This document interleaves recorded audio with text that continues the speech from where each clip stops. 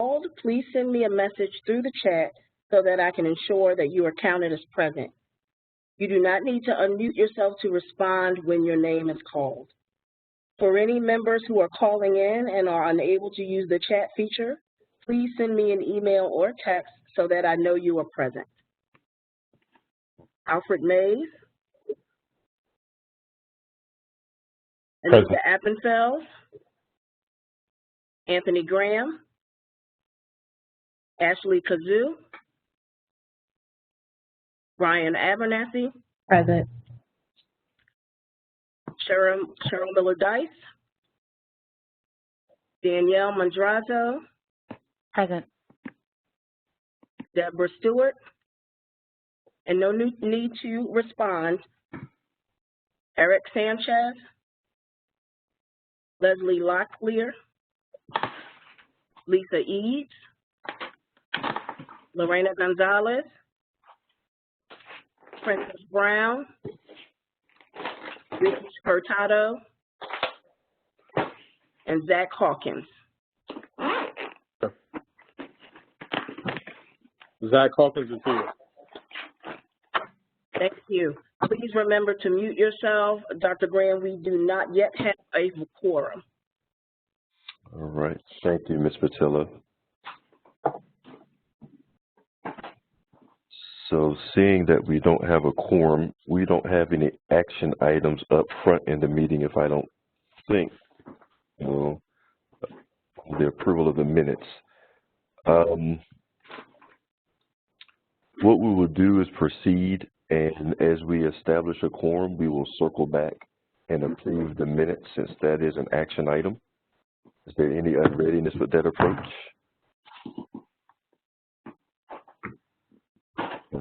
If not, we'll proceed then, and we'll just circle back and hit the minutes once we have a quorum.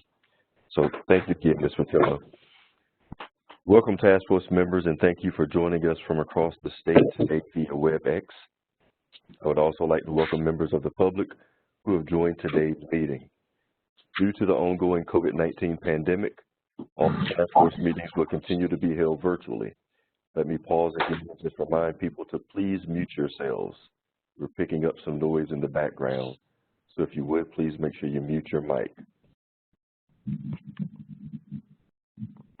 We have adapted our meetings to suit this format, and I thank you for your continued patience and cooperation. Task force members throughout the meeting, please be sure that you mute yourself when you are not speaking, and remember to unmute when I recognize you. In accordance with the State Government Ethics Act, it is the duty of every task force member to avoid both conflicts of interest and the appearances of conflicts of interest. If any task force member has any known conflict of interest or is aware of facts that might create the appearance of such conflict with respect to any matters coming before the task force today, please identify the conflict or the facts that might create the appearance of a conflict to ensure that any appropriate participation in that matter may be avoided. If at any time any new matter raises a conflict during the meeting, please be sure to identify it at that time. And again, colleagues, if you would, please mute yourselves.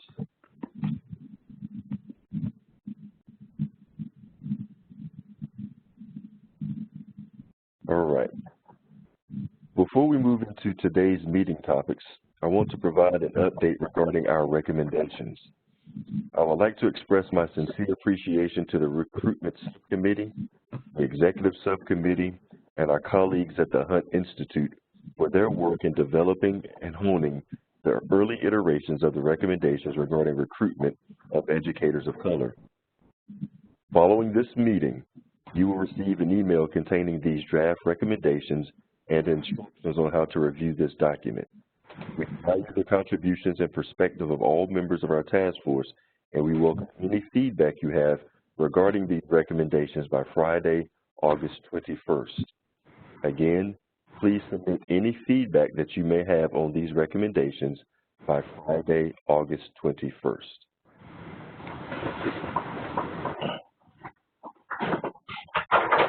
And again, colleagues, please mute your microphones.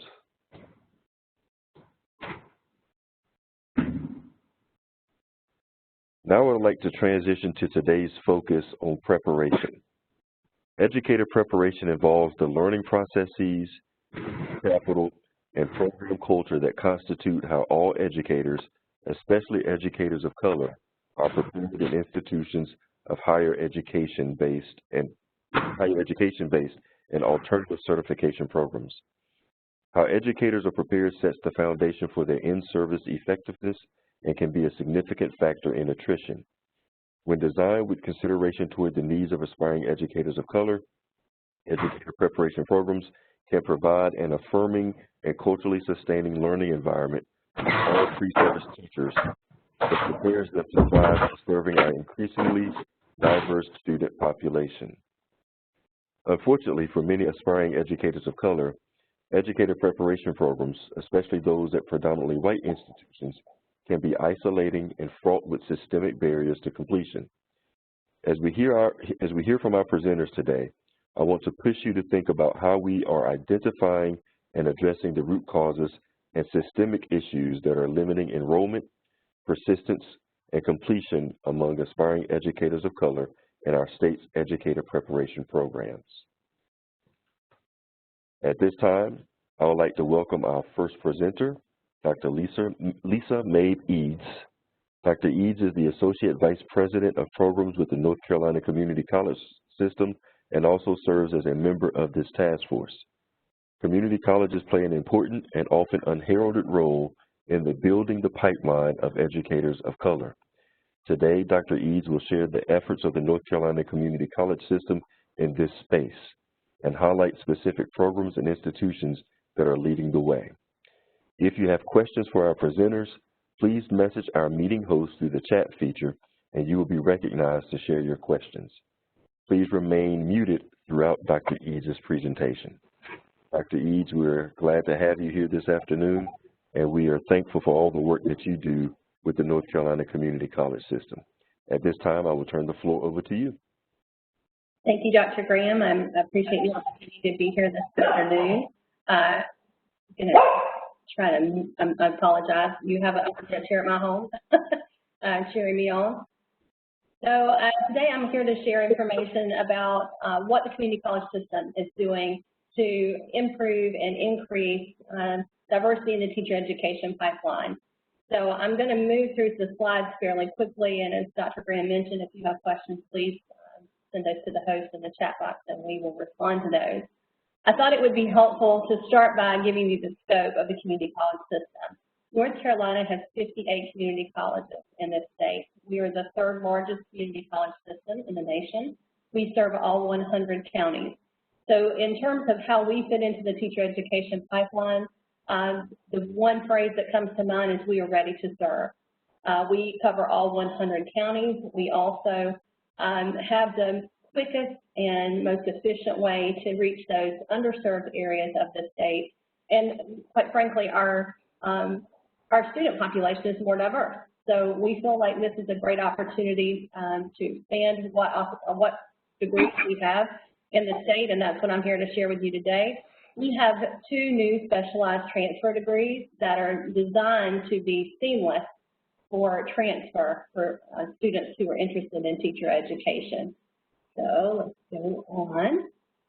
So in terms of recruiting diverse teacher education candidates, we really believe in the grow your own model, and that's happening in a few pockets in the state. We feel like the new teacher prep degrees that we have created will enhance what's already out there, as well as give some new opportunities to communities who have not had grow their own models. We also just want to reiterate that in terms of access to rural areas of the state, community colleges are a great opportunity. We are the lowest cost out there. We reduce that barrier of financial burdens for students. I'm going to talk to you today also about some specific opportunities for high school students, which has additional financial benefits as well. Our goal is to recruit teachers from underrepresented populations, and we also want to keep folks in their home communities. That's been a big challenge for teacher recruitment in our state. Oftentimes, those that are our teacher candidates go off to university and don't return home. our office sometimes think of that, you go off to the big city, right? And you fall in love with what all is there and you don't come back home. So we really want to help communities keep those that are great educators near their homes, to settle near their homes. We also have, we've put into place a similar model to what we did when we increased nursing graduates. Again, looking at those underserved regions of the state, also looking at dual admissions so students can get that head start to the university while they're completing their community college coursework, which that program has been very successful. In terms of what's new for the community college system, just a few months ago, we approved, or when I say we, the State Board of Community Colleges approved 2 new transfer associate degrees, the Associate in Arts and Teacher Preparation and the Associate in Science and Teacher Preparation, and connected to those are 2 new high school programs through Career and College Promise. And so when I say pathways, that Career and College Promise pathway is basically the first year of each of those associate degrees. So that is a nice stackable credential, especially for our younger students, and I'm going to talk to you more about that in just a moment. But in terms of the overview of the degree, if you're curious as to how that setup looks, these degrees have 60 to 61 semester hours. That is in line with what's already available in our traditional Associate in Arts and Associate in Science transfer program. Both degrees have general education courses that are part of our larger comprehensive articulation agreement that we have with the 16 universities in the state, as well as, I believe, 30 of the 36 independent colleges in the state. We also, for these 2 programs, specifically include a social diversity course. That's something we heard loud and clear from our university partners, as well as our LEA and community college partners when these 2 programs were being developed. The process of development has been occurring for the last 2 years at least, so we've gotten a lot of feedback, and that was something we thought was key to making sure our teachers that intend to transfer early in their program have that social diversity component. We also decided, we began with the framework of having 1 transfer program for teachers, and we ended up with 2 separate degrees, basically because these teaching transfer degrees will align with many opportunities for licensure. So we have the Associate in Arts for those that want to do more of the arts program or STEAM programs. It has more humanities and social science courses. The ASTP, that Associate in Science and Teacher Prep, aligns more with the STEM field. So again, more math or science courses to prepare them for transfer. In terms of what's different with these 2 degrees from our AA and AS transfer programs that already existed, we have a concentration of beginning teacher prep courses. We have a new course, EDU 187, Teaching and Learning for All, and 279, Literacy Development and Instruction. Those are 2 brand new courses to the community college system. Teaching and Learning for All, you'll see with a star beside it with a note there at the bottom. We developed this new course to align with Teacher Cadet and Teaching as a Profession, which used to be Teachers NC. Those are high school courses, and what we have proposed is if a student completes the high school course version with a B or better, of course, maybe some other components for transfer, we could substitute that high school course for that 187 course. What we found from talking with our partners in Teacher Cadet and the future Teachers NC, that those 2 courses aren't offered, but I think it's less than 20% of the high schools in the state have those opportunities at this point. We'd certainly love to see those expand, but if not expansion, we do have the college version of those courses available. EDU 216 is a part of the Comprehensive Articulation Agreement. It's that Foundations of Ed course. And then EDU 250 is Teacher Licensure Preparation. That course is actually part of a separate articulation agreement that the universities felt strongly needed to be in this program. That aligns with practice preparation, knowledge of Ed TPA, for secondary admissions, how to navigate being a teacher licensure candidate. So that's kind of the framework out there for you for what the concentration of teacher prep for these degrees. Also want to acknowledge that our university partners felt very strongly that the practical application of coursework needs to be embedded So there will be opportunities for field observation, especially with the literacy development instruction. We leaned on Mississippi's model pretty hard when we were looking at research, knowing that what's happening in our state for young students, especially with reading outcomes, we felt like that was important to include in these programs as well. So these 4 courses are in both teacher preparation degrees. And if you really want to get down into the weeds, I've given you links here, and I'm sure these PowerPoint slides will be available to you. You can see the full list of courses for each of those programs. Now, I want to shift gears just a bit to talk about the high school opportunity connected to the teacher preparation program degrees. Career and College Promise is actually part of North Carolina legislation, which provides structured opportunities for qualified high school students to dually enroll in college courses that lead to certificates, diplomas, degrees, or stated industry recognition and credentials, all tuition free. And when I say free, you all know there's nothing out there that's free. These are tax-funded programs. So your tax dollars investing in the college coursework for qualified students, that structured component is essential. So let's talk about what structure looks like for the program. I've highlighted with 2 yellow arrows where these teacher prep programs may live. For traditional high school students in public school, private school, charter school, homeschool, they would access what we call CTP, the Pathways program, college transfer. And there are different opportunities under that umbrella, but you'll see there the AATP and AFTP listed. And the eligibility criteria does depend on what grade level the student is in. For students that are in cooperative innovative high schools, better known as early colleges, middle colleges, or what we also qualify as other cooperative innovative high schools, that the transfer programs may live there as well, depending on what programs offer. Just a bit of feedback. Okay, I'm going to continue. So I thought it might be helpful just to know what does it mean to be eligible for the CTP program. The majority of our students in a transfer pathway are HTTP. There is 2 ways to demonstrate eligibility, either with an unweighted 2.8 high school GPA, or if the student doesn't have that GPA threshold, we do have a list of college readiness benchmark assessments, so things like SAT, ACT, those kinds of things. That gives them direct placement into their Gateway English and Math courses, basically granting them access to every course in the pathway. This last year, we had some legislative change that added gifted pathway opportunities for 9th and 10th graders. That's much more comprehensive in terms of the criteria. So I just mentioned here that there are additional requirements for students in those programs. And then the early college programs determine their eligibility for entry to the program locally.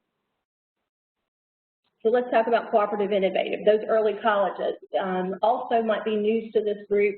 North Carolina is the leader in the nation for cooperative innovative high schools. I think the only other state that has more early colleges than us is Texas, but we have middle college and other innovative as well. So you see a lot of green on this map. Only the areas in white are counties that don't have at least one cooperative innovative high school. We have more than 130 of these high schools in the state. 119 of those are partnered with a community college. And of the 58 colleges in the state, 57 have at least one partnership with a cooperative innovative high school. So as you see, we are well structured and positioned to provide opportunities to high school students in the state simply through this cooperative innovative option. It may also be helpful for you all to know that we served just under 60,000 students last year through CCP, which included transfer pathways, career and technical education pathways, and our cooperative innovative high schools. So this, again, enhances our ability to reach high school students and future teachers. And we have had quite a bit of interest in this program so far. Here's an example of a pathway for a high school student. They could, of course, start in high school. All the classes they take while in high school through our program are tuition free.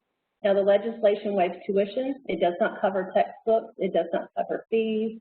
Some of our campuses waive fees. All of our campuses are looking for ways and continue to search for ways to save money for textbooks for students. So I will say that there's a lot of effort out there on that.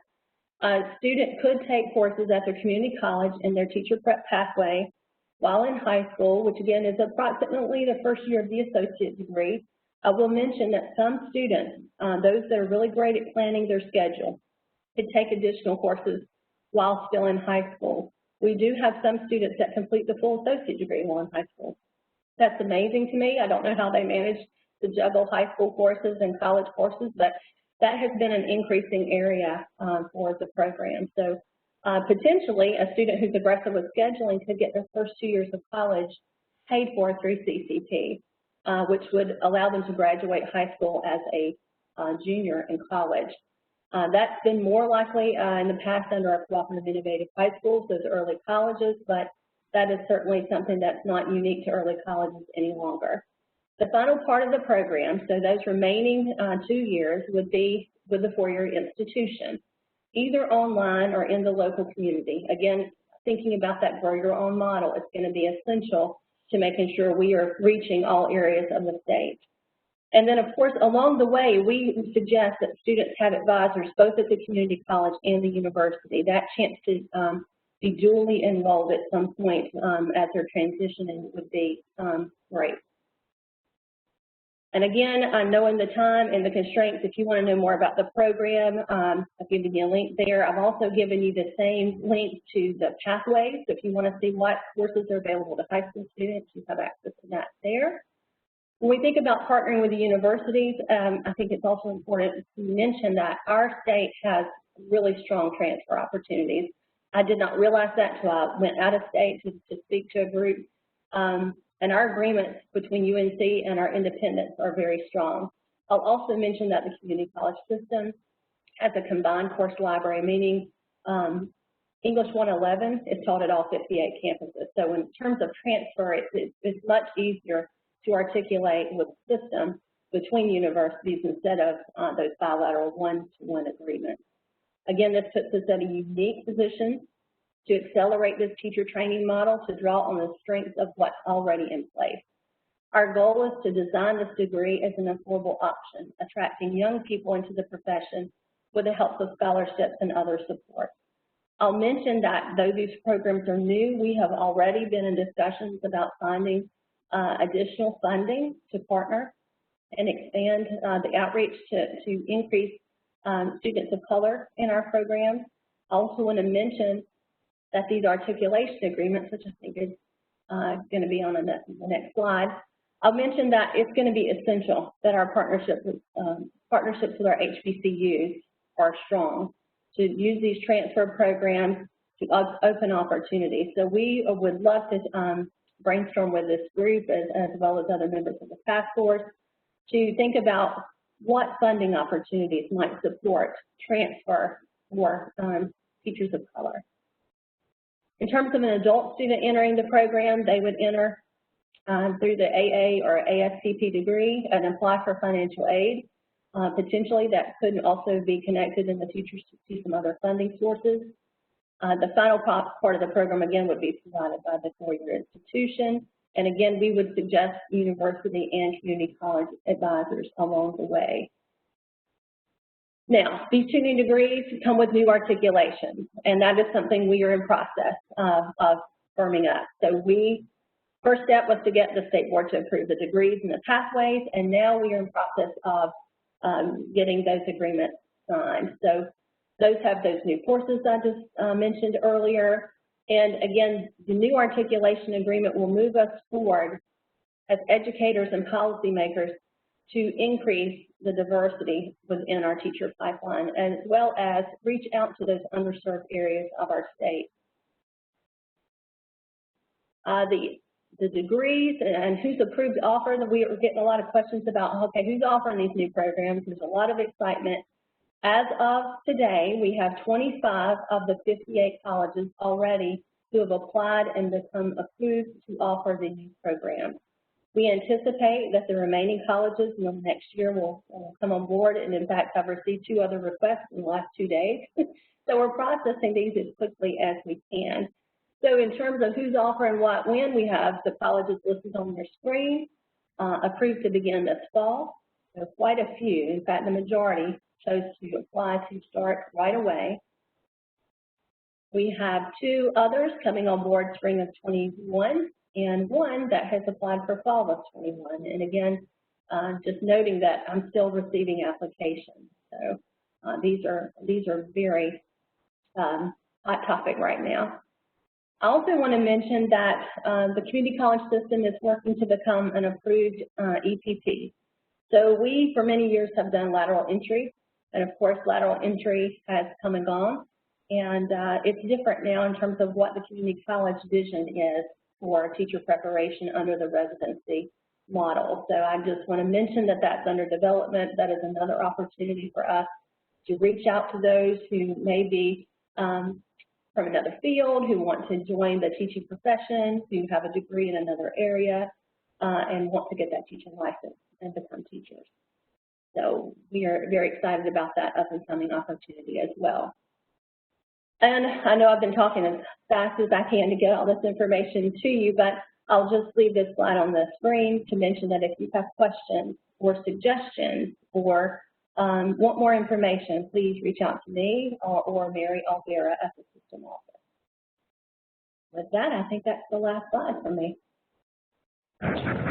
Thank you, Dr. Eads. Great information. I learned a few things that I was unaware of, so thank you for sharing. Let me jump over to our chat area to see how many questions we have here. We have time maybe for 2 questions. So Ashley Kazoo, I see you have a question. Hi, this is Ashley Kazoo. Thank you. I have a question, Dr. Eads, but you touched on it a little bit, but I just wanted to know a little bit more about your social diversity course, and just a little bit more detail about what exactly that course covers or entails. Sure. So we have an Intro to Social class, which is our transfer course that most students take. Social diversity is going to get more into the inner workings of some of the challenges that we're seeing in the news today in terms of social justice, race relations, cultural diversity, so many more opportunities for a little bit more expanded discussion in terms of how people interact with one another. So that's kind of a broad scope, and I can also, as we move on, I'll go to our website and I'll post the course description in the chat box, so that way you can see the course description fully. That would be awesome. And then I have just one more question, and I apologize. You talked about your licensure exam course, and that's something I've been doing a little bit more research on, the licensure process in terms of like diversity in teaching. And so I just wanted to ask, I know this is new, but have you seen any other course? Because usually the EPP course for licensure, I know they do one on EdTPA, is a little bit further along in the process of becoming a teacher. I'm wondering if this process, having it earlier in kind of their general courses, do you feel like it would have a positive impact on the licensure rates in North Carolina, especially for teachers of color?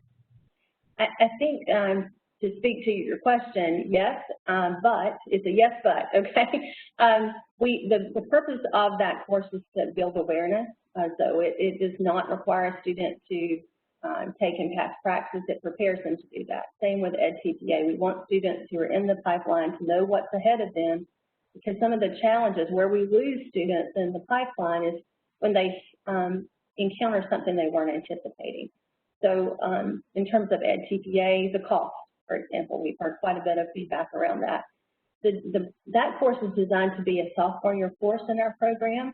It does have prerequisites of Gateway English and Gateway Math, so we want students to be prepared to take, say, practice, for example, once they exit the course. But we also want them to realize as early, and really it'd be great if it was sooner, but if teaching's not for them, right? If they're not wanting to negotiate and navigate the process to become a teacher, to go through all those steps that need to happen, we want them to know that early in their process of education, so that they don't waste time or money in a profession that they have no interest in pursuing once they're in that junior, senior year at the university. So really the purpose of that course is to help educate them so that when they transfer, they are ready to hit the ground running. And if they aren't in the teaching field after the 250 course, then they gained information to help them make a better career choice. Got you. And when you say prepare them, does it also talk to them about different kind of supports that are available to help them with that process? It does, but it also, it's very similar to what we have another course in the program called ACA, which is our College Transfer Success Course. 250 is going to have some embedded assignments where each student will research what is the process for the license they're trying to pursue at the university they intend to transfer to, or the 2 or 3 that they're considering, so that the faculty members are helping to facilitate that knowledge, but the student is actually going to be doing that research, so that helps them to see what's out there, and then if they have needs, we can identify that as a part of the course. Got you. That all sounds really exciting. I'm interested to see kind of like where you guys go with that and how they, because I feel like that's a very good use of your coursework to prepare them for what's coming in terms of licensure. We've been very successful with that course in the last 2 years. It was 2 years ago that we created it with the early childhood articulation based on the feedback again from the university. So far so good. It's just expanding this to the new program. So I'll put that course description in the chat as well. Thank you. Thank you. All right. Thank you again, Dr. Eads. You had some other questions, but we will make sure that there's time, and I would encourage us, we'll talk later about the breakout groups that we're going to do, so I would encourage us, if you have questions at that point relative to the community colleges, then to engage in the discussion there as well. But thank you again, Dr. Eads, for sharing this information, and thanks for all that you do with the North Carolina Community College system. We appreciate you. Thank you, sir. At this time, I'm going to circle back now that we have a quorum, and I want to dispose of our minutes. So you received the June 16th minutes via email prior to the meeting. At this time, I would accept a motion to accept those those minutes from the meeting. This is Leslie, and I move to accept. Thank you. May I have a second? This is Deanna Townsend Smith, the second. Thank you. It has been moved and properly seconded to accept our meeting minutes. Is there any discussion or unreadiness? If not, all those in favor, please indicate by saying aye. Aye. Aye. Aye. Aye. Aye. All those opposed, please indicate by saying nay. Thank you. The vote carries. We've accepted our meeting minutes from June. At this time, we will now turn our attention to Dr. Belinda Bustos Flores. Dr. Flores is the Associate Dean of Professional Preparation and Partnerships at the University of Texas at San Antonio. Dr. Flores is also the founder of the Academy for Teacher Excellence, a nationally recognized leader in preparing teachers to teach diverse student populations and increasing the number of culturally and linguistically diverse students who enroll and graduate with bachelor's and advanced degrees in education. We are excited to have Dr. Flores join us today to discuss how educator preparation programs can be designed to actively combat the barriers that exist for aspiring educators of color. As with our previous presentation, I'd ask task force members to please remain muted and let us know through the chat feature if you have any questions for Dr. Flores. Dr. Flores, thank you again for being here with us this afternoon. We look forward to hearing your presentation. Well, thank you very much, and I hope that you can hear me. Yes. Yes. All right. Well, I think someone's going to share my slide, but I want to thank everybody on the committee and also the vision of this DRIVE task force. It's wonderful that y'all are doing this. And so let me give you a little brief background of the Academy for Teacher Excellence. And I don't see the PowerPoint on my side, but I hope that y'all are seeing it on your end. Yes? Okay. So the Academy for Teacher Excellence, just a brief background, was part of my dissertation and too many years ago to remember. But anyway, part of it was identifying the gaps in our teacher preparation program, especially in the area of bilingual teacher preparation, and recruiting and preparing and retaining Latino bilingual teachers. Because even though we live in Texas, and even though in San Antonio, Texas, we have a large bilingual and even multilingual population, our teacher representation was still pretty much to this day about 76 to 80% white. So under the auspice of Title V, which is available for Hispanic serving institutions, I was able to get a grant, and our focus was to prepare and create this center and to focus on preparing culturally efficacious educators who have a strong sense of self and are agents of change. I use my social constructivist, social cultural framework, but I also use the work of Albert Bandura from Stanford. And he says for individuals to feel a sense of efficacy, they have to have different kinds of experiences. These include vicarious experiences, for example, when our candidates are out there in the field observing, verbal praise when we give them feedback, critical feedback about their performance and encouragement. They also have to have an emotional, physiological arousal is what the way Albert Bandura phrased it. In essence, they need to feel connected. And so that's important too. And lastly, they have to have those mastery experiences. So when within our teacher preparation program, we need to think about those kinds of experiences and think about how we're providing those opportunities for our candidates. We've been recognized by nationally, and I have that there. So whoever's on the other end, if they can go to the slide number 4. The Academy for Teacher Excellence has always had 5 components. So it has component of partnerships, faculty development, learning communities, research, and communities of practice. The idea was that in order to enact change or transformation, even within an institution, you have to have a comprehensive approach. So the partnerships included our community college, but it also included our school district partners and as well as other business partners. Our faculty development, because oftentimes our faculty also are predominantly white, it was important to engage our faculty in bringing experts to our university, and sometimes it was, those of us in the field, to talk about issues of diversity, of equity, and social justice, so that it is not just a label, we're doing social justice, it really is something that people understand and are empowered with. The research, because we had some funding, we were able to provide stipends for our faculty, and we encourage our faculty to team up or collaborate with a scholar of color, again, to expand their notions of identity and their scholarships within a social justice framework.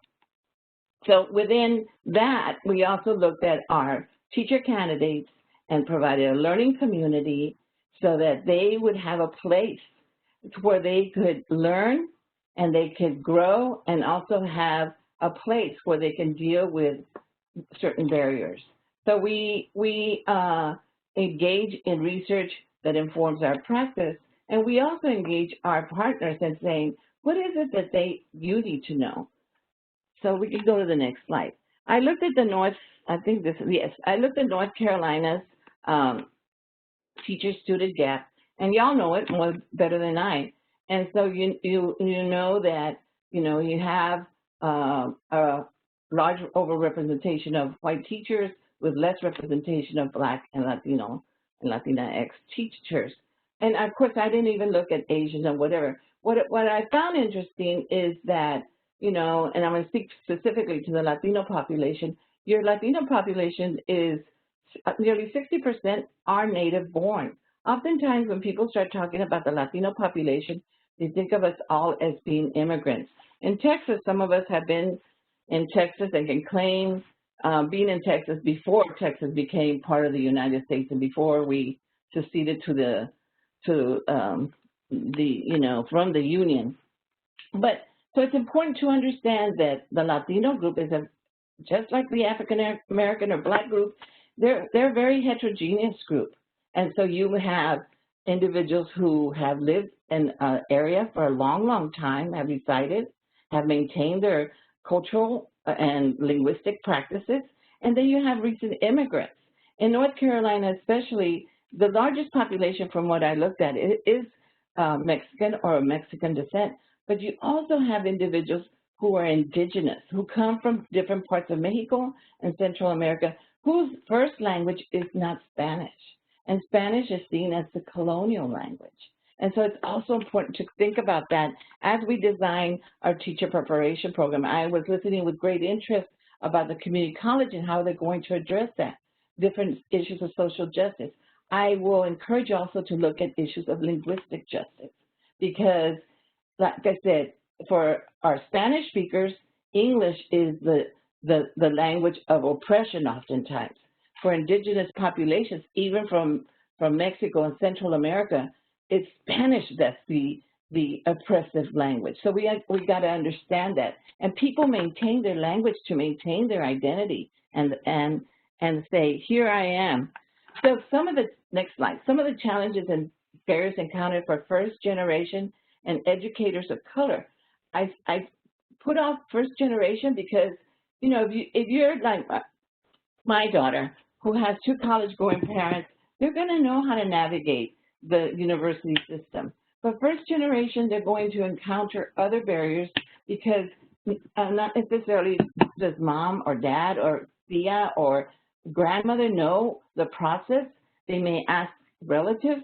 And so we got to think about what type of support system we can provide for our students. It was also mentioned about TPA and praxis in terms of entry and exit.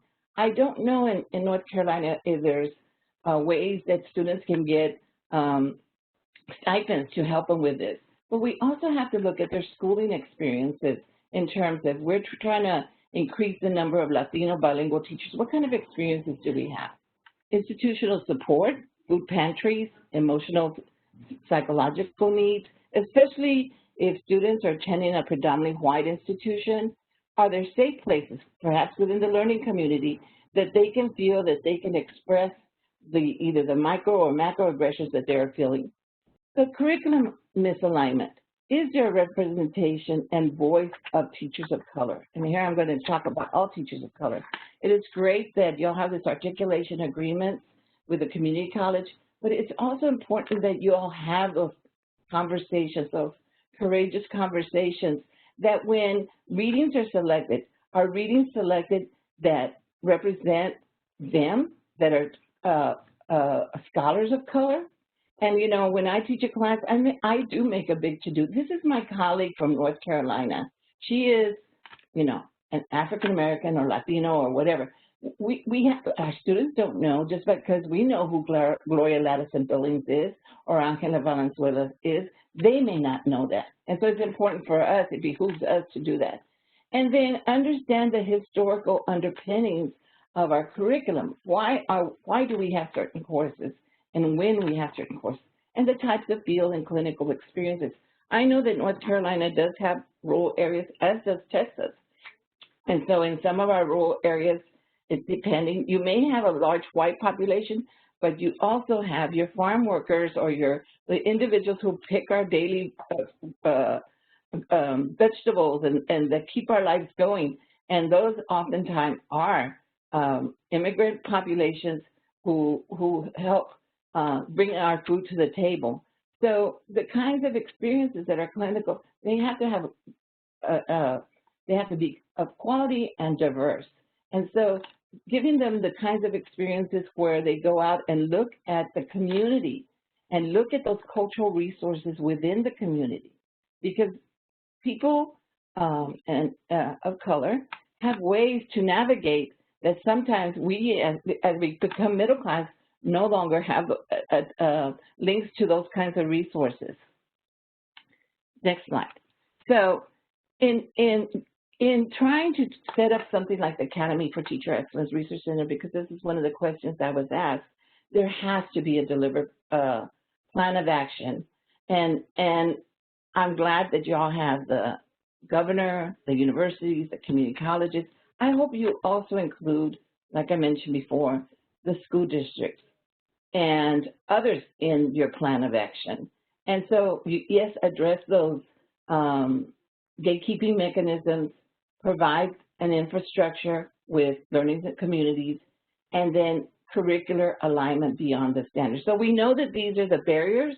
What are we doing to specifically address those barriers? And I mentioned some of those things when I was speaking before. Next slide.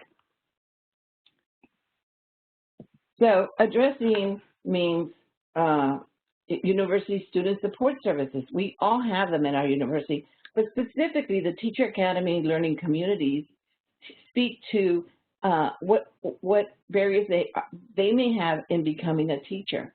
I've met many times teachers or teacher candidates who have, you know, they're parents, and so they have to study sometimes in the bathroom because there's no other study place. They have to study at night because that's the only quiet time. So again, providing a support system. Financial support for the adjusted cost of living. It's not just enough to provide them for tuition and books. In the Academy for Teacher Excellence, we actually, when we've gotten money, we have a lending library so that it reduces their cost of living and college going. I mentioned the faculty development through communities of practice.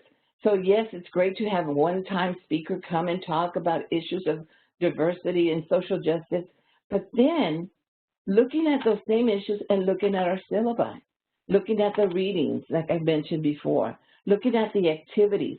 Are the voices of candidates of color being heard? Are their experiences being listened to?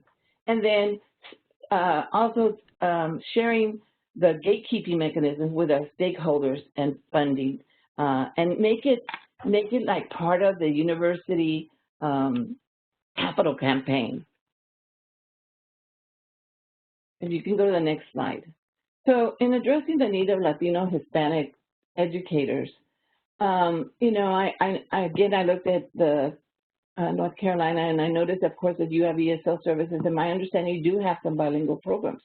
But if we want to grow bilingual teachers, then we got to ensure that they maintain the language that they are coming with when they're children, not say, okay, forget this language. Okay, well, now you're in college. Now we want you to be a bilingual teacher. And then oftentimes they have lost some of their native or heritage language, and they do not have the professional language to work in a bilingual setting. So it's like, oh, welcome, come to school. We're going to support you for a while in your native language, but then we're going to cut you off. And then maybe in high school, you're going to take some high school courses, but not fully thinking about that plan. Engage them, all of your candidates, in community events and community forums so that they can build their identity and engage with leaders in the community. They're always leaders. I know that in the Black community, oftentimes it's the ministers and there are community organizers. These are the people that also need to come to the table. So you have already, you're fostering strong partnerships with the community colleges, but again, engage in conversations about curriculum. And recognize the cultural and linguistic wealth and the funds of knowledge that the community and our students bring to the table, and incorporate these into the educator curriculum and the praxis.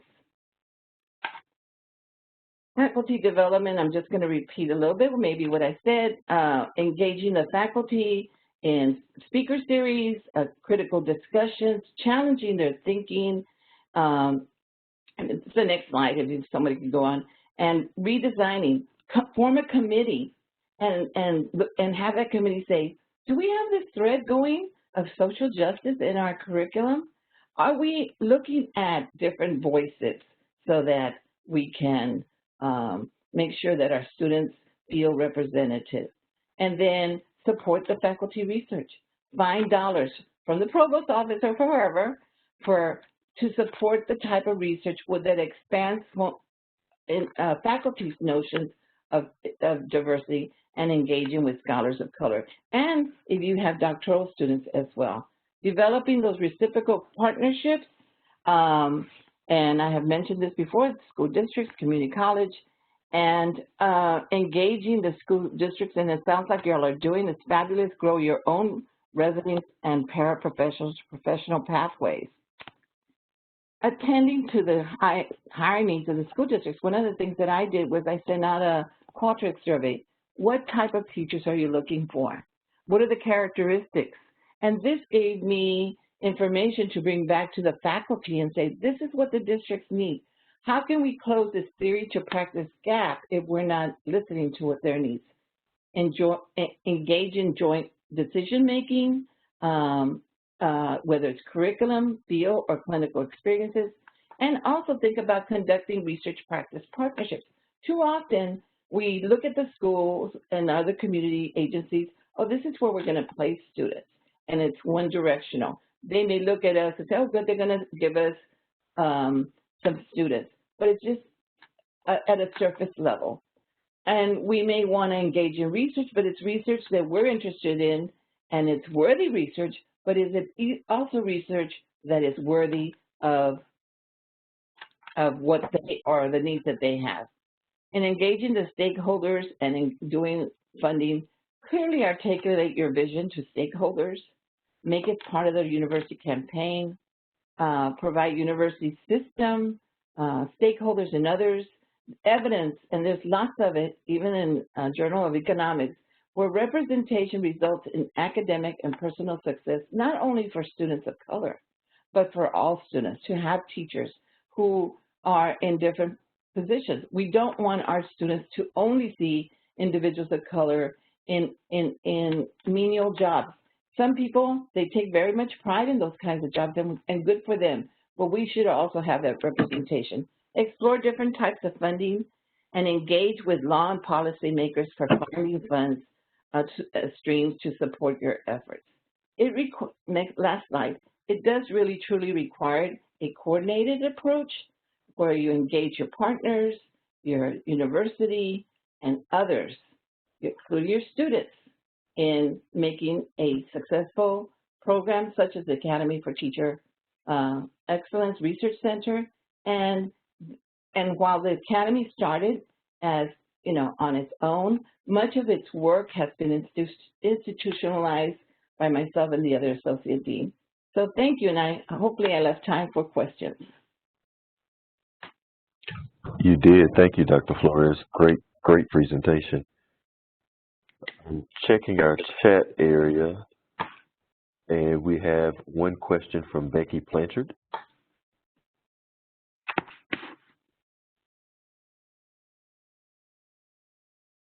Trying to get myself unmuted. Sorry about that.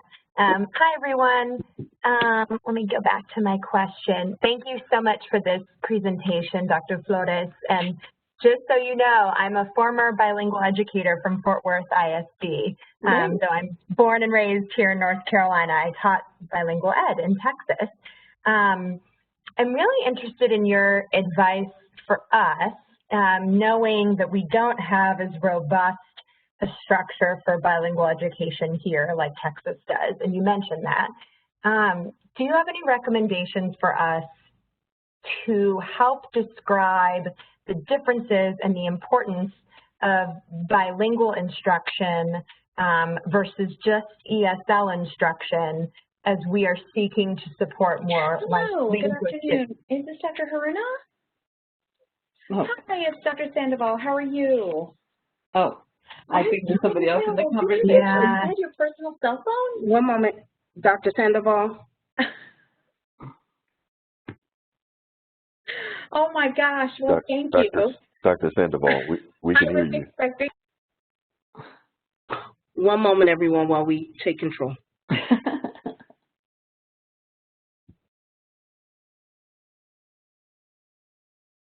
We're all good, ladies. You may continue. All right. Okay, so in response, ESL programs are very much necessary, especially when you do not have the teacher workforce to help you with the different languages that are represented within your community. For example, I was talking about the indigenous languages that may be present. But one of the resources that I forgot to mention or failed to mention is that you should contact the Mexican consulate. They will give you free materials in different indigenous languages to help your student population. The other thing is, and I know that this part wasn't about recruiting, you may also think about recruiting those same individuals who are perhaps working in these different types of service jobs who were prepared as teachers. We did that in San Antonio, in El Paso, California several years ago. We found out we had over 200 teachers who have been prepared by the Mexican normal system, and we recruited them and prepared them as teachers. This was like mid-90s. Those teachers are still in the classroom, and they're very dedicated. They see teaching as a vocation, a vocación, which is very different than the way we see it. And a lot of them they do not want to go into becoming principals because they go, no, my role is bigger. My role is to be with the children. So ESL is important, but it's also important to look at the community and see what kind of resources are available to you. With the Mexican consulate, they may even be able to put you in contact with groups called Orundos groups or origin groups from different areas, and they know the presidents and they have the contacts. In the when we look at bilingual, ESL only, it's considered a subtractive program because we're doing nothing to promote the heritage or native language of the individual. What it does is we're engaging in linguistic injustice. So we talk a lot about social injustice. This is linguistic injustice because we're robbing an individual from their ways of thinking. All of a sudden, remember, children are learning and making connections in their brain, in their native or heritage language, and all of a sudden they're being told, don't think in that way. Now reconfigure your brain. And I have had colleagues who are very bilingual, and they're mathematicians, and they say, certain math problems, I do them in Spanish, and certain math problems, I do them in English, because that's how they learned, and they feel comfortable. But we should never take one away from the other.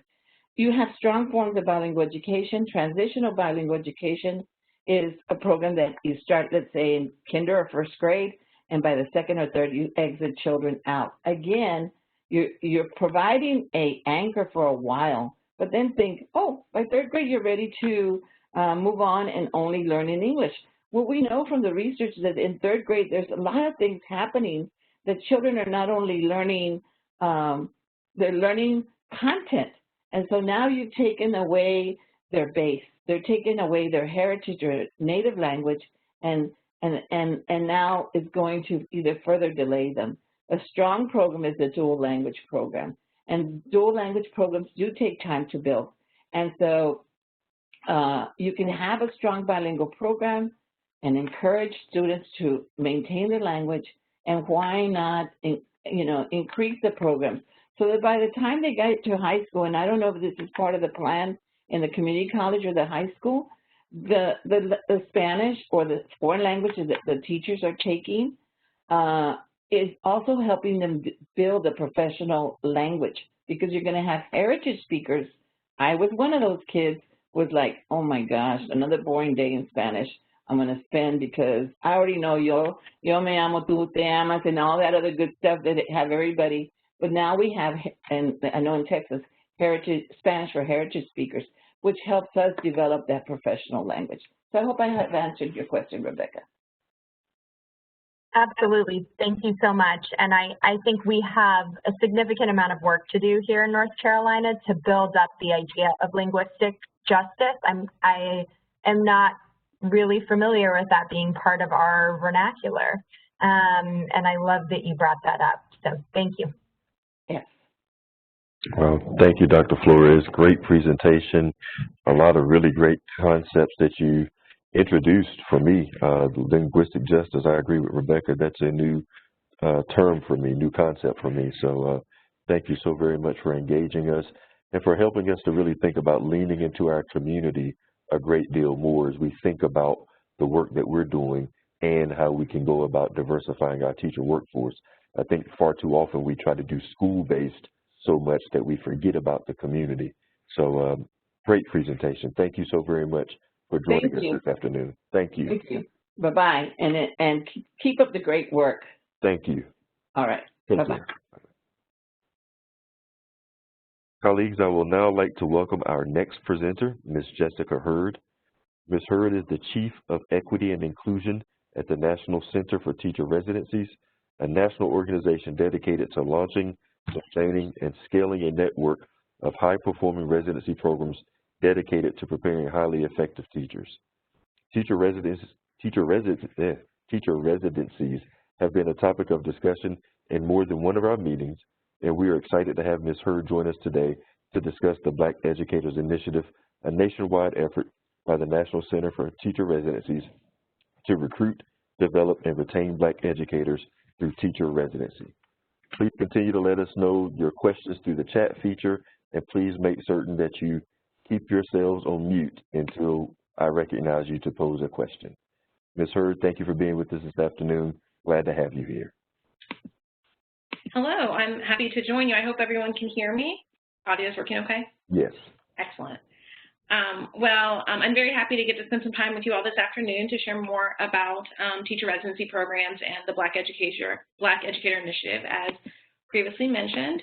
I've been with the National Center for Teacher Residencies for about a year, and prior to that spent nearly a decade working with District of Columbia Public Schools in a variety of roles. So I'll be able to bring both the perspective of our national work supporting teacher residencies, but also the perspective of a district administrator having led talent acquisition and also diversity, equity, and inclusion initiatives in that context as well. I'd like to start us off by just grounding us in the teacher residency model that we use at NCTR, and that really is, though distinct from, of course, your specific state context, is the prevailing sort of national frame for residencies. And so in particular, the model includes a year-round clinical community-based training. And that's like the practice piece that's sort of right in the middle. But of course, it starts off with, establishing an intentional partnership. Usually residencies are run through, IHEs and districts, but we do have a substantial subset of our partners across the country that are independent entities that then work with, again, both IHEs and with school districts.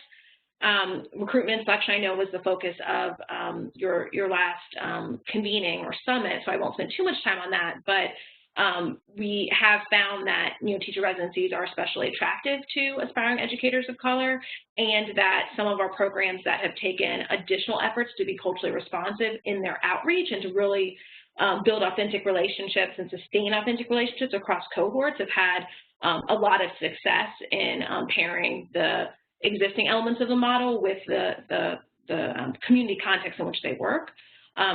Practice is really at the center of the model, and I'll be talking a lot more about that for the remainder of the presentation. But the two final elements are placement, very intentional placement of residents. Ideally, though not always, residents serve in the same school where they are then eventually hired. That maximizes the time investment of having residents serve in in a school building with the benefit of a mentor teacher. And then finally, induction, the sustained supports that are happening once the resident is a graduate and becomes a teacher of record.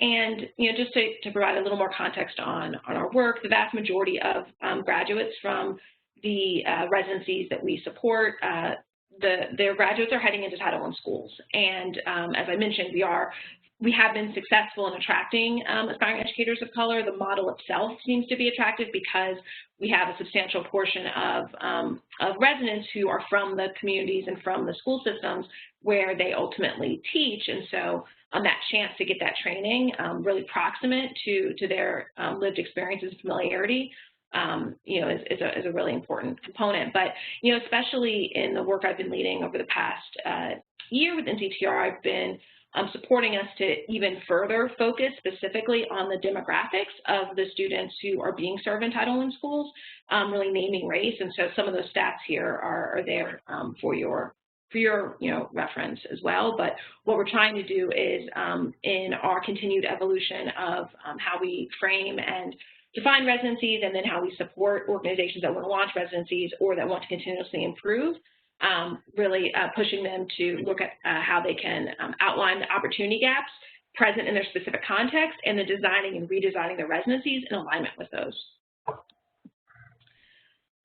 So we've, from NCTR's inception, the vision for residencies is that through that year-long clinical preparation that is, primarily, in the school building with a mentor, and then coursework happening, usually in the evenings, on weekends, et cetera, that at the point in which a graduate becomes a teacher of record, that they're going to truly be day one ready. They will, of course, still be a novice. They will need support per the induction component of the model.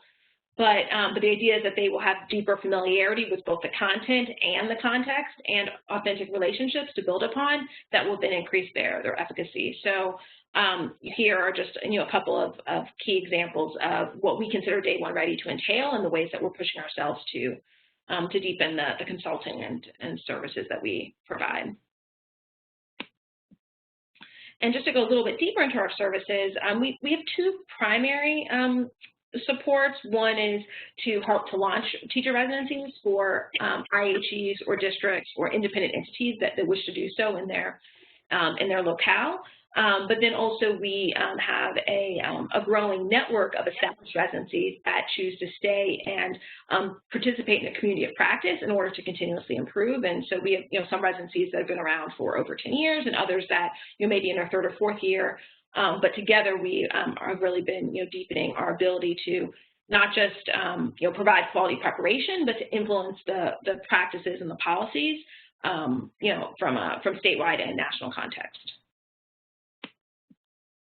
And as many of you may be aware, teacher residencies are gaining in popularity and are growing, and so these stats represent. I'm sorry, was there a question? Sorry, I just heard a little bit. So these stats represent the growth that we're seeing specifically with teacher residencies that are affiliated with our network.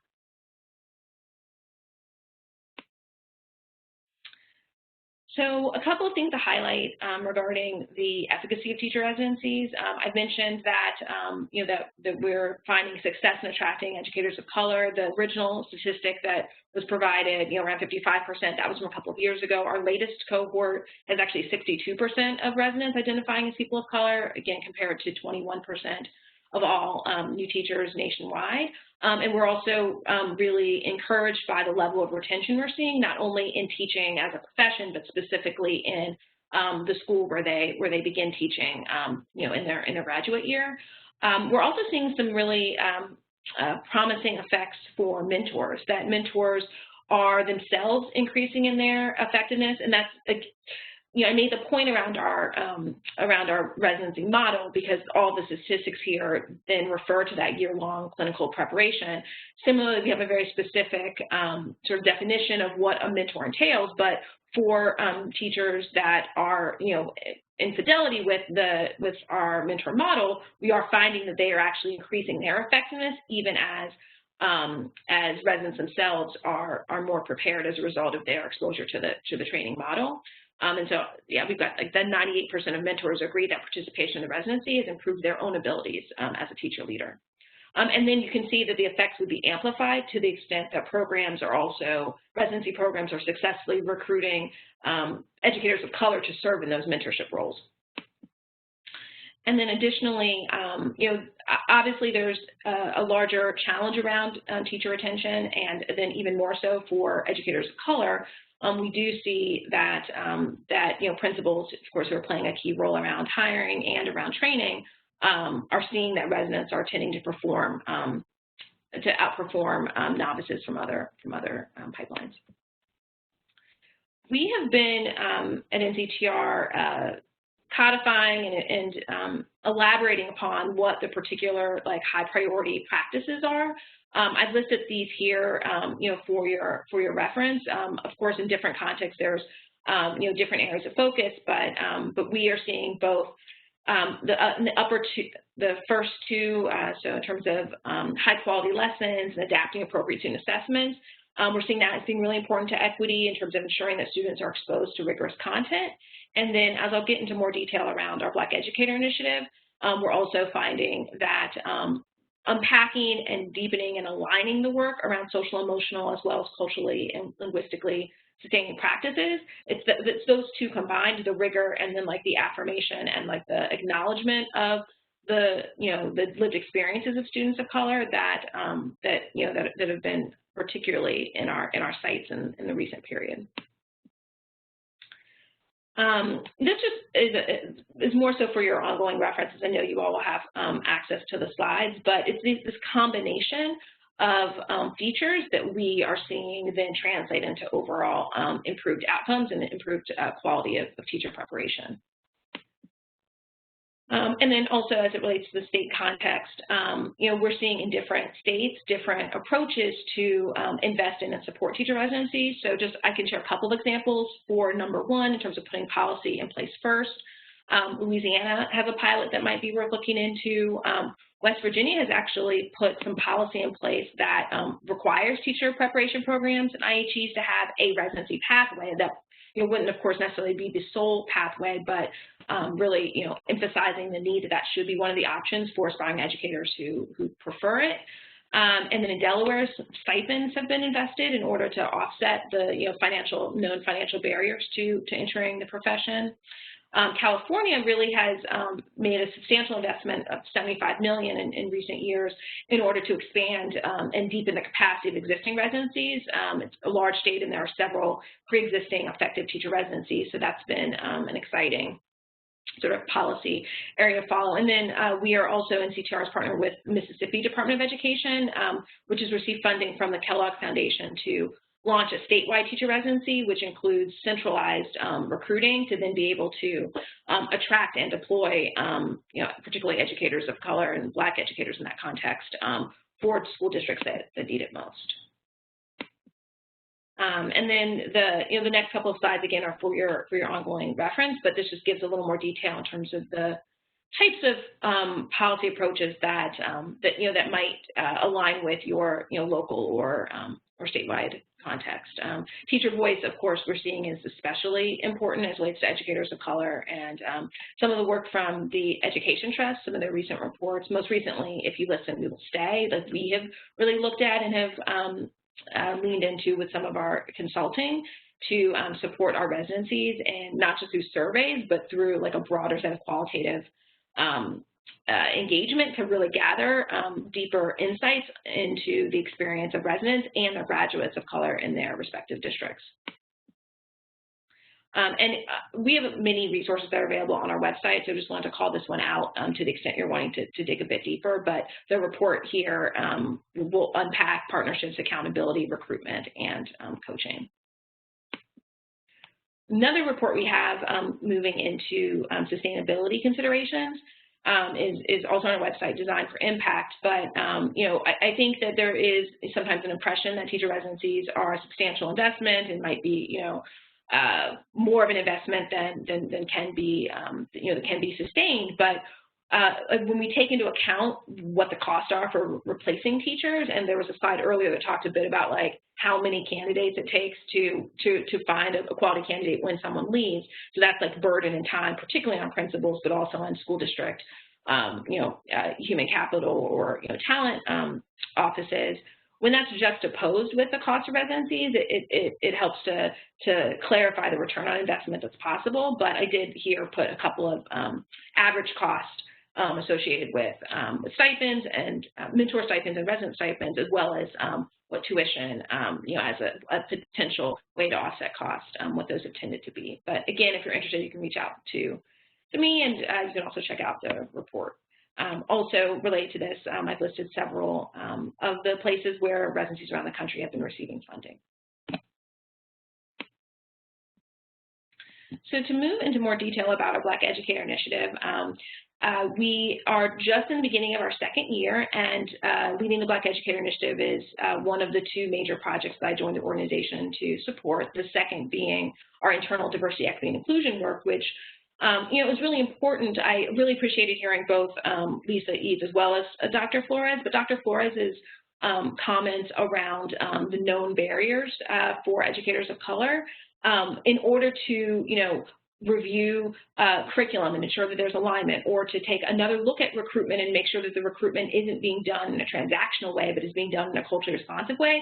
Each of those seemingly sort of technical moves is undergirded and sustained and is made more effective when there is concurrent internal diversity, equity, and inclusion work happening to not just name where there have been opportunity gaps, but then also to individually and collectively commit to shifts in behavior and shifts in practices that can help to move in the direction that our data, quantitative and qualitative, would suggest. So for us in CTR, the opportunity to recruit, prepare, and retain 750 Black residents through our partners has been a chance to highlight existing work that's already happening, particularly through some of our partners that not only work in settings that have a substantial Black student population, which is one of the criteria for being eligible for the grant, but also that have been doing their own internal DEI work and as such have made additional sort of organizational commitments that amplify and deepen the effect of the residency model.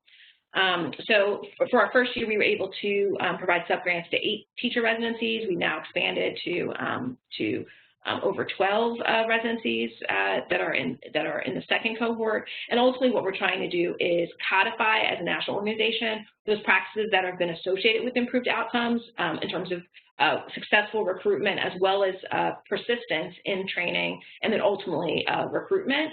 And supporting residencies to engage with their graduates in a deeper way, leverage those graduates to serve as mentors, thereby getting some of the benefits I mentioned from that teacher leadership role. And so just to get a sense of the interventions that our program partners, residency partners, and subgrantees are engaging in, most are doing anywhere from 3 to all 6 of these categories of interventions, but the primary piece, financial barriers are so substantial for aspiring educators of color that virtually all of our subgrantees are providing scholarships, stipends, or emergency funds, which is in that gray box, just adjacent there. And then that's being coupled with mentor development. So whether programs already have a diverse group of mentors or not, the mentors themselves can benefit from specific training on culturally and linguistically sustaining practices so that they're better able to model those with all of the residents, but particularly with the Black educators. And so we do find that some of our grantees are able to use the resources and use their interventions, not just specifically for the Black residents that they've recruited, but also they're finding very positive opportunities to increase the cultural responsiveness and effectiveness of their residencies as a whole through a deeper commitment in culturally linguistically sustaining practices at multiple levels of their organizations. Here we also have professional development and networking mentioned, but to be more specific, these are affinity groups largely, which of course has its own sort of research base and established practices, and has been a primary way that graduates, aside from potentially serving as mentors, that graduates of color have been re-engaged, and as a result of that re-engagement are also receiving additional supports and perhaps not comprehensive, but certainly building the groundwork for deeper induction for some of our programs that maybe haven't focused as much on that important but last component of the residency model. In terms of mental health and social emotional learning, we do see a range of approaches from our grantees. Some have, similar to having like a dedicated staff member focused on diversity, equity, and inclusion, they might have someone who's dedicated to working on social emotional learning. Other grantees have been partnering with mental health services in their locale to ensure that their Black residents are having the opportunity to receive counseling and support, knowing how stressful it is to become a teacher in general, but also the sort of emotional tax that educators of color face as they are both learning their craft and also may have deeper familiarity and then in turn, in some cases, deeper identification with the struggles and trauma students are facing, and so may in turn need their own supports to be able to really play the role that they wish. And I've mentioned induction support a couple of times. And so just to get a sense of the cities across the country that are part of this work, to the left of the plus sign, these are the programs that were part of our first cohort, and our first cohort was chosen specifically because they were already enacting for at least 2 or more years one or more of the focused interventions that I just outlined. So we really saw them as a group of early adopters that we felt that through working with them and through funding them, we would then be able to expand to even more programs that have, great programs in place, but that may not have had something that we actually could see already as a case study in action. So I think I've successfully left some time for questions. So I'll open it up to anyone who would like me to dig deeper into anything I've covered. Thank you, Ms. Hurd. Great presentation. I have a question for you. I started a teacher residency at North Carolina A&T State University when I was the dean of the College of Education there. And I'm curious to know your thoughts around how states can support the development of residency programs that are explicitly designed to increase educator diversity. We leverage grant money at North Carolina A&T to launch our residency program. But I'm curious to know about what the states might be able to do from an investment standpoint to help us leverage these in a scaled approach. Yeah, I'm going to go back briefly to, sorry, I'm going to go back too far. I'm trying to go to the slide where we talked a bit about, yeah. So, I mean, I think first and foremost, I think that there's work to be done to be able to really capture where residencies have been established. It's a relatively new movement. I mean, NCTR has been around just about 11 years. That really even getting a better sense of which organizations and IHEs have been launching residencies and how they've been defining them is very important. And I think starting first and foremost with I would say HBCUs and really even as well as like community colleges. Thinking back to Lisa's presentation, the universities that are already serving a higher proportion of students of color. So I think just that landscape analysis is very important because, NCTR, of course, has a sense of the even broader movement, but we, of course, have deepest familiarity with those residencies that have affiliated and are part of our formal community of practice. And I think from there, really listening to and hearing about what the challenges have been in order to then determine and commit to further investments. I mean, financial barriers have been huge. And I think that particularly amidst COVID, we've seen some of our grantees expand the proportion of their grants they want to allocate to emergency funds because, in short, with COVID, we see that communities of color are being hit harder in a variety of ways, like relationship to being essential workers, relationship to like housing and less opportunity to social distance in the same way. And with the concurrent economic effects that COVID has presented, we've seen our grantees need to support residents through unexpected changes in their housing, through lack of access to technology. So I'm giving these as very specific recent examples, but these are examples that, while on the surface affect everyone, are absolutely being felt in a deeper way amongst communities of color and, in turn, educators of color. And if IHEs or teacher preparation programs don't have the funds and flexibility to essentially offset the predictable effects of systemic racism, then it's just going to continue to put organizations and IHEs that have been primarily serving communities of color a step behind. And I think also that that there's much to be learned from again, HBCUs and also other organizations that have successfully and historically served predominantly or even a larger proportion of students of color. I'll just say that in general, there has been, in my estimation, less exploration of our value associated with culturally linguistic sustaining practices. And, I'll just briefly mention my work in DCPS and District of Columbia Public Schools. We were very keenly aware of which of the institutions of higher education around us were successfully retaining and ensuring the persistence of students of color. And so there's a specific set of practices that are already happening in certain places that, if codified and then invested in, could then be successfully replicated. But the questions themselves have to focus on where and how are students of color and educators of color succeeding, and how can we elevate those stories. I know it's a bit of a long answer, but I think all of those angles are really important. Thank you. I appreciate your response. I'm checking our chat area. I don't see any questions, so I will ask if any task force members might have any inquiries at this point. Please remember to unmute yourself.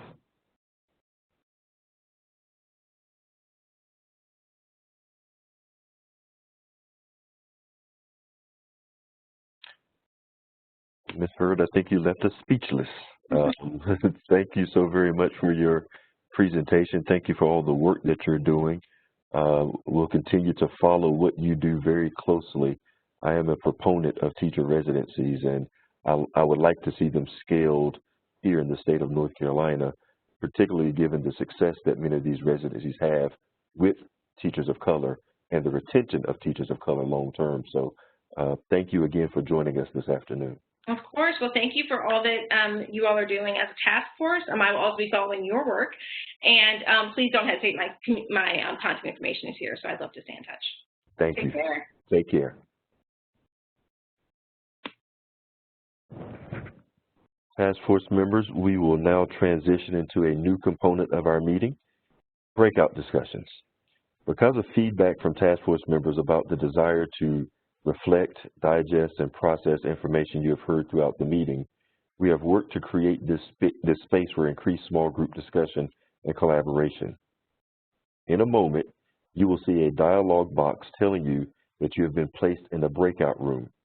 Unfortunately, you will not have your video capability when you enter the breakout room, so you won't be able to see one another. However, you will be able to mute and unmute yourself as you would with the full group. The system will ask you to disconnect your audio from the main session. Doing so will transfer your audio to the breakouts so that you can engage in the discussion. Members of the executive committee will be guiding our discussions, and they will also be taking notes. If you have any technical issues, please chat your discussion leader, and they will flag for support. At 4 o'clock, we will close the breakouts and reconvene as a full group. To members of the public who are listening to today's meeting, please note that these breakout groups are reserved for task force members only. You will remain here in the main session until the task force reconvenes in approximately 30 minutes. With that context, we will now enter our breakout groups. All right, I think everyone is back with us, and I want to apologize to Ashley Kazoo, who was talking during our breakout session. She got cut off there, but Ashley, I got what you were saying, so we're good. Let me do a quick check to make sure that everyone is back with us, and if you would please ensure that you mute your microphones as you come back into the main session here. Again, please mute your microphones. All right. Hopefully you all enjoyed the breakout sessions and enjoyed the conversation as much as I did, being able to kind of digest and pontificate based on what you heard from our presenters throughout the meeting. At this point, I would now like to welcome our final presenter, Dr. Patrick Miller. Dr. Miller is the superintendent of Greene County Schools, which is the Snow Hill area of North Carolina, which is right outside my hometown of Kinston, North Carolina, in eastern North Carolina. Dr. Miller serves as the chair of the Professional Educator Preparation and Standards Commission, or PEPSI, a committee created to advise the State Board of Education on issues related to professionalizing the educator profession. In 2019, the General Assembly called on the State Board, in consultation with DPI and PEPSI, to develop a formulaic performance-based weighted model of accountability for North Carolina's educator preparation programs. In developing this model, PEPSI has worked to establish a metric and accountability measure that addresses the diversity of students enrolled in educator preparation programs. We are very excited to have Dr. Miller join us to share how the Commission has approached this measure and how it might influence the recommendations that we present as part of our final report. Please continue to let us know your questions through the chat feature. And Dr. Miller, thank you for being with us this afternoon, sir. I will turn the floor over to you. And thank you, Dr. Graham. And just so everybody knows, Dr. Graham is also a member of PEPSI and has been very instrumental in the development of this work. Very quickly, PEPSI was created as a result of Senate Bill 599, and we started our work in the fall of 2017. So we've been around almost 3 years now and have accomplished quite a bit of work. And I'm here to speak to you today about the Epd Weighted Accountability model that has just passed Pepsi and been to the state board for a first reading. All right, so the State Board of Education, in consultation with the Department of Public Instruction and Pepsi, of course, were tasked with developing a formulaic, performance-based weighted model for comparing report card information for educator prep providers, I'm going to call those EPPs, pursuant to General Statute 115C-269.50. We worked on this for about a year, and we took the original work to the State Board of Education in February of 2020. The State Board of Education kicked it back to Pepsi with 4 requests for revisions. You see 3 of those on this slide right now.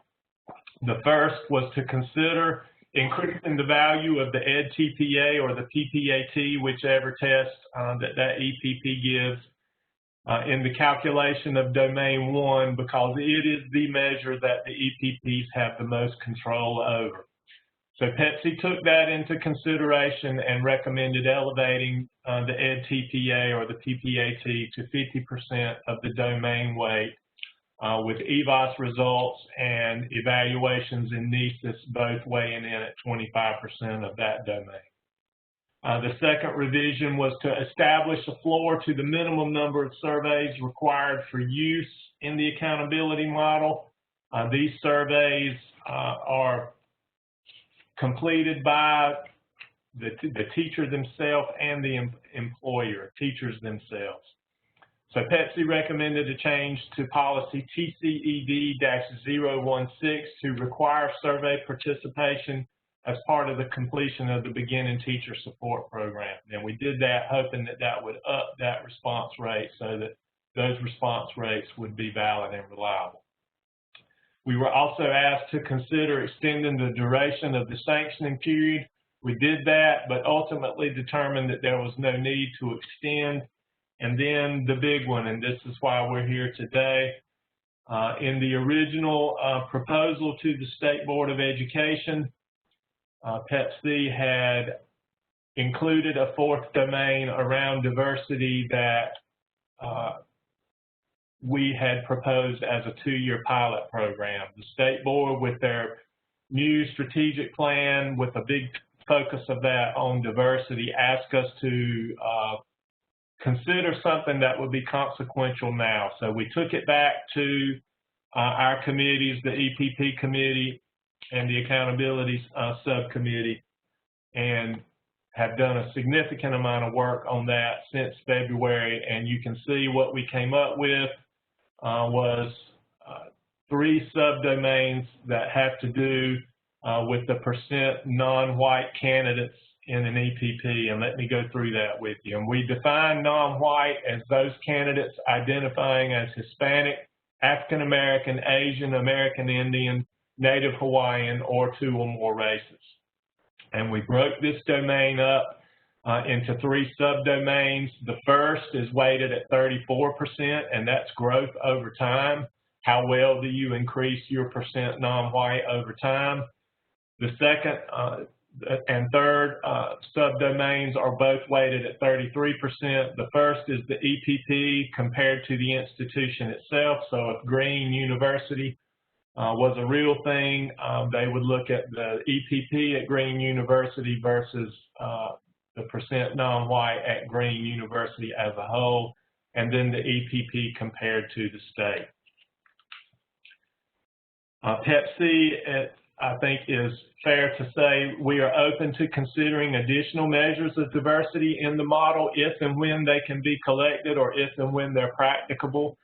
In the first model, the pilot model that we sent to the State Board in February, we did include these, but couldn't figure out a way to get them into the second generation domain 4. And those are the % of students that are Pell eligible, the % urbanicity, how many students were from rural North Carolina, how many from suburban, how many from urban North Carolina, what was the percentage of first generation college going, and what's the % male.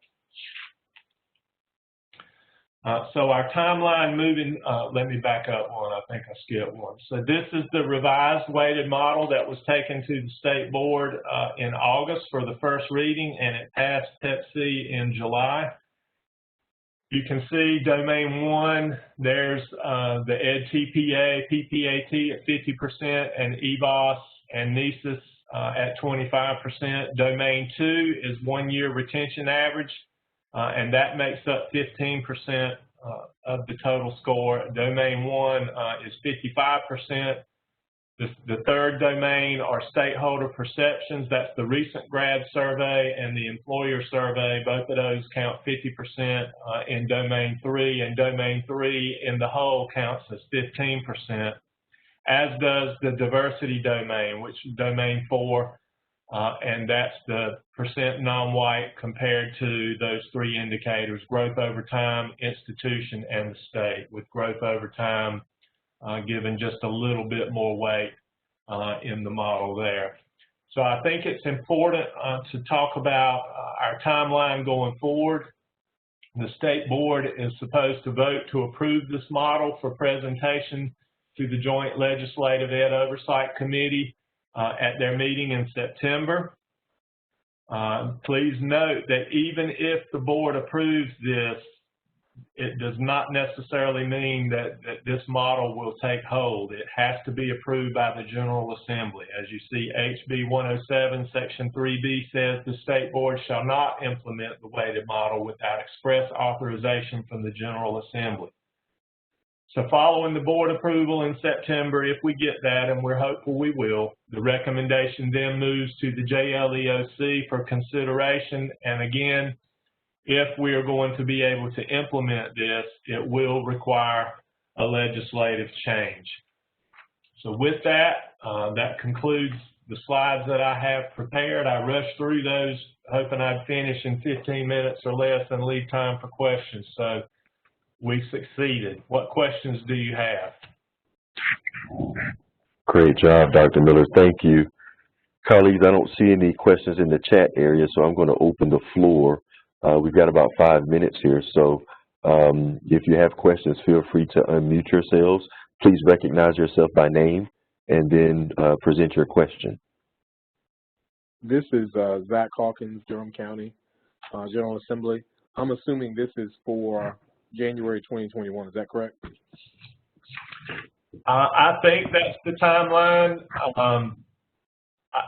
And I know Kim Evans is also on this task force, and she's out there somewhere. But if the state board approves this policy recommendation in September, it will then move to the JLEOC, and I'm not sure when this issue would be on the agenda. Representative, I've had a little bit of conversation with Representative Horn, but I think our goal to get the General Assembly approval would be January 1. Does that sound right, Dr. Evans? That sounds right. Thank you. But there's no guarantee, of course, like you said, that it would be approved. Representative Horn warned me that policy considerations are not going to be on the front burner when the General Assembly comes back to town, as you can imagine. Right. And well know with all the budget issues and concerns around COVID-19.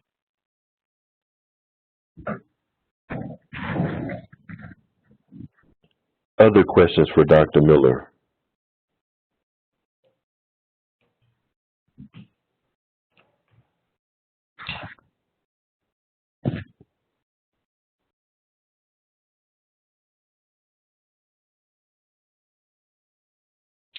I'm checking the chat feature one more time.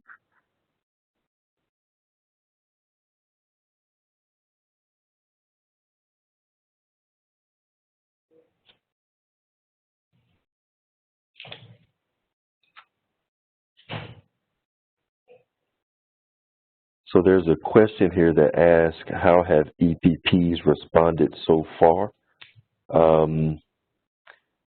Dr. Miller, I don't know if you have a sense of how our Ed Prep programs have responded to the proposed accountability model, but anything that you might be able to share based on your vantage point? I have not received any feedback, but I can tell you that this policy recommendation passed PEP-C, which has multiple EPP representatives. It passed unanimously, and so we have the chair of the EPP subcommittee is Dr. Van Dempsey, who's the Dean of the College of Education at UNC Wilmington. Of course, we have Dr. Graham from Winston-Salem State. We have a representative from the Dean from Lenore-Rhine. We have the Dean from Elon. We have several others. I'm blanked out on who they all are, but I have not received any feedback whatsoever, positive or negative. Dr. Graham, if you have a perspective, feel free to. Yeah, we with that initial model, we put it out and we got some feedback there, which then shaped the revised model that Dr. Miller just presented to you. So, but much like Dr. Miller shared, I have not received any negative pushback from the proposed accountability model. Dr. Evans, I'm going to come to you for a second. I think it's also, Dr. Graham, important you brought up that we did seek feedback from the EPP stakeholders out in the field, and we also worked with the Department of Public Instruction in Tennessee to try to understand their model. We had a conference call with them. So I think that's important to know that we did reach out to folks in the field and to other states to try to understand things that they had put in place.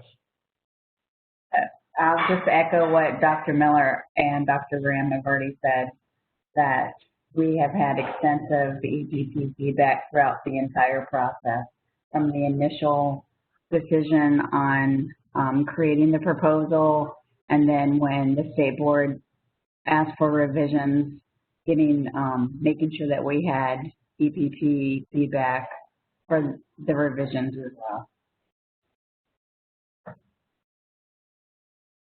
Yeah. Thank you, Dr. Evans. Dr. Miller, we thank you again for making time to engage us this afternoon and sharing with the task force the work of PEP-C and the accountability model that's been proposed, and we look forward to hearing more moving forward.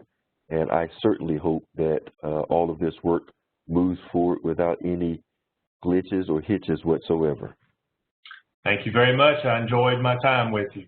Thank you, and we certainly hope you and all the teachers and staff down in Greene County launch the academic year successfully, and that you all stay safe and healthy and well. Thank you very much. Take care, sir. Colleagues, at this time, I'm now going to open the floor so we can have general discussion for about 10 minutes.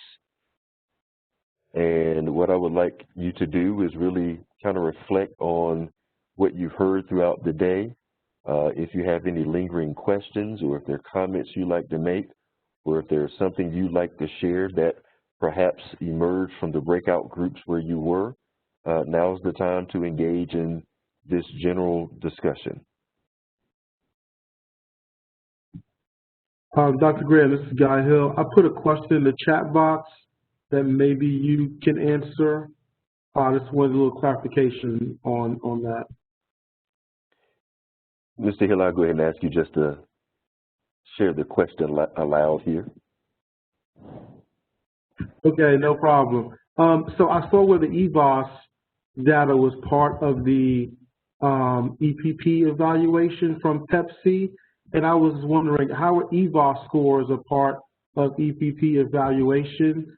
The EPPs receive feedback from staff in the form of EVOS scores, because the only EVOS I'm familiar with is of individual teachers and their student growth as far as EOGs and EOCs.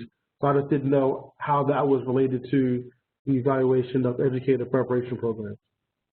Before I attempt to answer the question, I want to go to our expert on the task force. Dr. Evans, would you want to speak to EVOS and how it's factored into EPP assessment? Sure. So EVOS is looked at on an individual teacher basis for beginning teachers that have recently left the EPP and graduated. So it's completion. Okay. It's the ones that have completed those EPP post-program, and then how are they doing in the classroom according to EVOS data. Does that make sense? Yes, that makes perfect sense. I did not know that. Yes, so is sir. it just for that first year teaching, or is it beyond that? It might be, I think it's the first 3 years. First 3 years. Yes. I did not know that. That is fascinating. Yes, sir. So that's why you tend to hear some pushback from some of the deans of the ed prep programs. There tends to be this continuous, unfortunately, this continuous tension between ed prep programs and K-12 school districts, where HR is saying, just get us the teachers, just get us the teachers. And we're saying, no, we want to get you teachers who are licensed and so forth, because we feel we can speak to their quality and the impact that they're going to have on student learning, because it's going to map back to the EPP from an assessment standpoint and our accreditation efforts. Right. So while the K-12 districts might be saying, just flood us the market with what you have, we're saying we want to make sure we get you folk that we have high confidence will perform well when it comes to student learning. So that's why there's that inherent tension sometimes that exists between our ed prep programs and our K-12 districts, particularly the human resource offices. Got you. And the emphasis of my question was, we have 2 first-year teachers in my department, and one of them is teaching the OC class.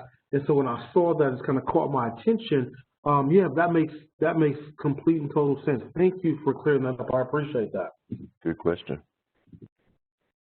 This is Danielle Madrazo from North Carolina Wesley. That was just so well said. I have to add, because that tension exists for those of us who do serve high poverty school systems and graduate teachers who go and work in those communities.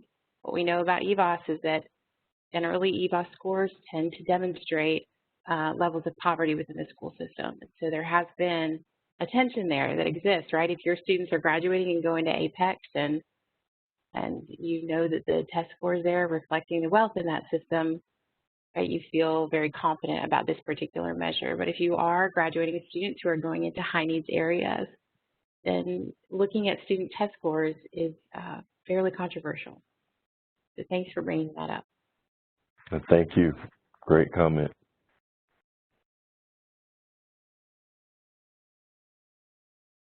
Other questions or points for clarification?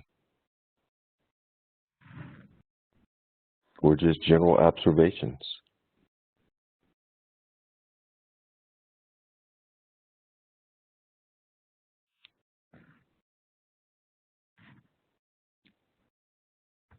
So I've always had a problem with putting people on the spot. So Ashley Kazoo, I'm going to come to you for a second, because we ended our breakout group talking about having big definitions. And we were talking about racism and anti-racist and so forth. And I wanted to see if you would mind sharing your observation. Sure. So this is actually, Dr. Graham made a really good point about how in North Carolina, we seem to not have a very clear definition of what diversity, equity, and inclusion is. And we have institutions that are trying to prepare teachers to address these issues in the classroom, but without that common definition across institutions across the state of what are we actually defining diversity, equity, inclusion as? What are we defining racism as and anti-racist programs as? Then he was making the point that we're kind of preparing teachers to be skilled in all things but masters of none, if I got that term correct. But I wonder if, as a part of our recommendations, if that could be something that we really hit on, creating some type of common definition across institutions where we're preparing them with that definition, but also understanding that, you know, the course that we talked about today was really great, and I look forward to delving into that more, but also realizing that these issues are not kind of just siloed into one class, but they are across each area that we talk about. Dr. Graham talked about our reading and literacy, When we talk about mathematics, we talked about that today, but all these issues need to be brought up in every course so that our teachers are going into schools understanding how to address these issues in math, reading, science, whatever they're teaching. And I just thought that that may be a good way to kind of start a base level, and also recognizing that, you know, I know DPI would be the entity that would have to kind of monitor this. So realizing that, you know, whenever we do anything like there, and I've had these conversations with a lot of folks, like we have to put the funding in the programs that we're setting, because if we say this but we don't have funding for people to monitor it to ensure that it's happening, there's really no point of even doing anything. Thank you, Ashley, and I apologize for putting you on the spot like that unexpectedly, but I knew you could handle it. Thank you so much. Mr. Ray? Good job, Ashley. I was trying to get words to say that you did a good job. You're breaking up, Mr. Ray. I think your microphone might be. Oh, I was just following up, just saying good job. You did a good job. Yeah. Okay. I was really jumping in, but you went on ahead. Good job. Thank you, sir. We've got 1 minute remaining. Anyone like to have the final word?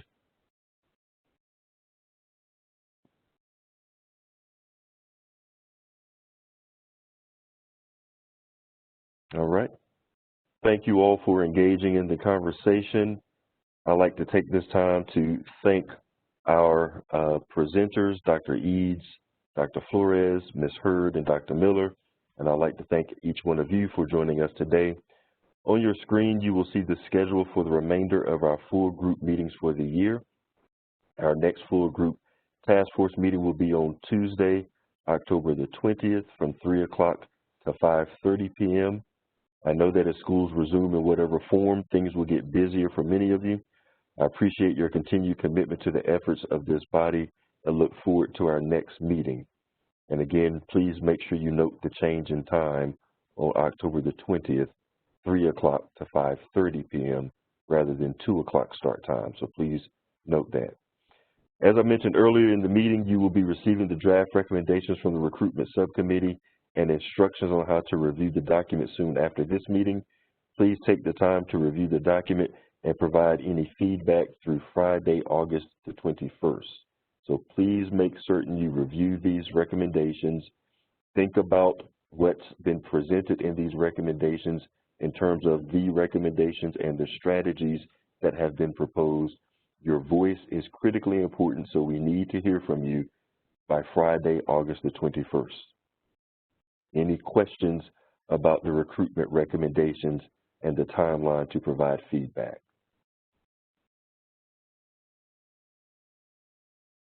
Okay.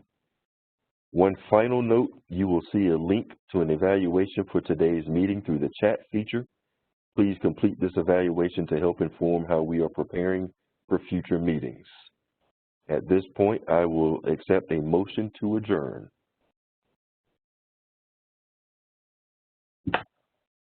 I make a motion that we adjourn this meeting. We received a motion. May I have a second?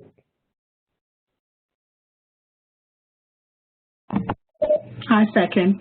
All right, all in favor, please say aye. I heard a lot of ayes. Thank you all so very much. Meeting adjourned. Take care. Please remember to stay safe, wash your hands, wear your mask, look out for one another. Take care. Bye-bye.